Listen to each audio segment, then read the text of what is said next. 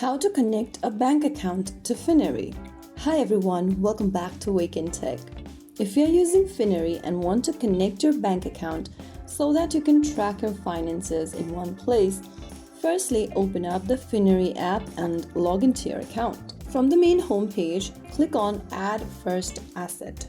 Now, go ahead and look for the Savings Account option. Click on Link Your Account on the next page. Search for your bank from the menu on the next page and then follow through the instructions. Slide at the bottom on the right to confirm and it will take you to your selected bank account's website, and it will take you to a website where you need to accept terms and conditions and then scan the QR code to log into your bank app. Soon after you do that, you will be able to connect your bank account in your Finary account.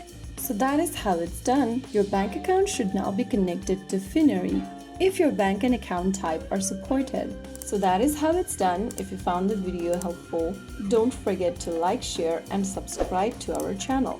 I will see you again in the next video. Stay tuned and thanks for watching.